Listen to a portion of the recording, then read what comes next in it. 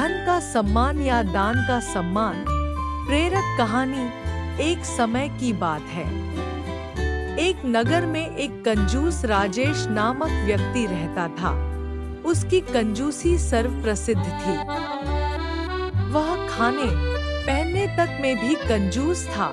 एक बात उसके घर से एक कटोरी गुम हो गई। इसी कटोरी के दुहक में राजेश ने 3 दिन तक कुछ न खाया। परिवार के सभी सदस्य उसकी कंजूसी से दुखी थे। मोहल्ले में उसकी कोई इज्जत न थी, क्योंकि वह किसी भी सामाजिक कार्य में दान नहीं करता था। एक बार उस राजेश के पड़ोस में धार्मिक कथा का आयोजन हुआ। वेद मंत्रों उपनिषदों पर आधारित कथा हो रही थी।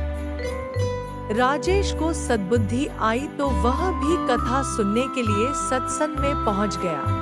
वेद के वैज्ञानिक सिद्धांतों को सुनकर उसको भी रस आने लगा, क्योंकि वैदिक सिद्धांत व्यावहारिक वास्तविकता पर आधारित एवं सत्य का बोध कराने वाले होते हैं। कंजूस को और रस आने लगा। उसकी कोई कदर न करता, फिर भी वह प्रतिदिन कथा में आने लगा। कथा के समाप्त होते ही वह सबसे पहले शंका पूछता। इस तरह उसकी रुचि बढ़ती गई। वैदिक कथा के अंत में लंगर का आयोजन था, इसलिए कथावाचक ने इसकी सूचना दी कि कल लंगर होगा। इसके लिए जो श्रद्धा से कुछ भी लाना चाहे या दान करना चाहे तो कर सकता है। अपनी अपनी श्रद्धा के अनुसार सभी लोग कुछ न कुछ लाए।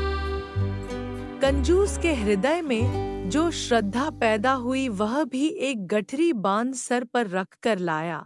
भीड़ काफी थी। कंजूस को देखकर उसे कोई भी आगे नहीं बढ़ने देता। इस प्रकार सभी दान देकर यथास्थान बैठ गए।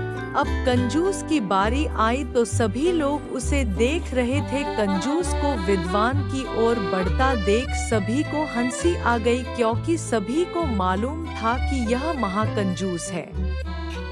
उसकी गठरी को देख लोग तरह तरह के अनुमान लगाते और हंसते, लेकिन कंजूस को इसकी परवाह न थी। उठकर वह यथास्थान जाने लगा तो विद्वान ने कहा, महाराज आप वहां नहीं, यहाँ बैठिए। कंजूस बोला, पंडित जी यह मेरा आदर नहीं है, यह तो मेरे धन का आदर है। अन्यथा मैं तो रोज आता था और यहीं पर बैठता था, तब मुझे कोई न पूछता था। ब्राह्मण बोला, नहीं महाराज, यह आपके धन का आदर नहीं है, बल्कि आपके महान त्याग दान का आदर है।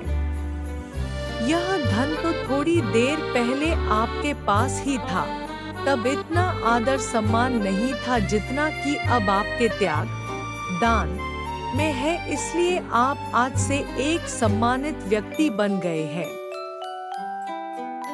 शिक्षा। मनुष्य को कमाना भी चाहिए और दान भी अवश्य देना चाहिए। इससे उसे समाज में सम्मान और इष्टलोक तथा परलोक में पुण्य मिलता है।